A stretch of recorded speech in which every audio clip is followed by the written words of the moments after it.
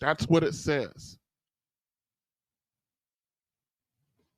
The fact that we went from 35% in 1970 to 75% in modern day 2022, that is not a minor fluctuation. That is a multi-generational collapse. In over 3 generations, the majority of people, Black folk born in this country, have been born and raised outside of a productive, meaningful, planned relationship, primarily marriage, which is historically the typical, which is historically a typical family structure. Black folk is not alone in seeing an increase in non-marital births. We're not alone in the increase, but we are at alone at the alarming rate of it.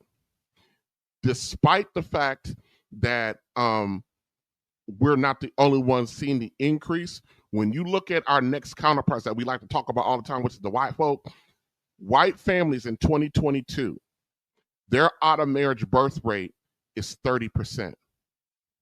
Where was ours in 1970? 30%, 35%.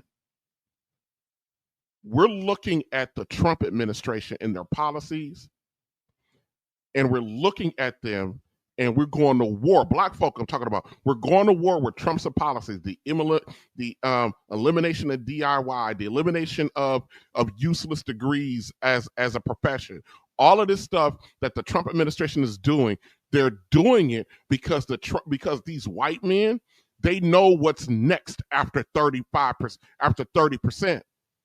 They know what's left because they got Black folk to look at. We are a anthropological study of what not to do. They know 75% is on its way if they're already at 30, and 30 is a tipping point. So what is the Trump administration doing?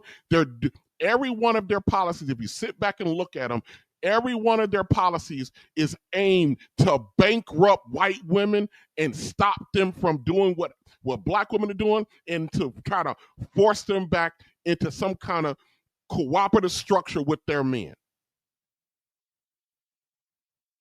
Will we be affected by it to a degree? Yes, but they're not thinking about us. Even though we're fighting them, they're thinking about their own self, their own survival, their own development. Their birth rates are low, even though their out of birth rates are going up.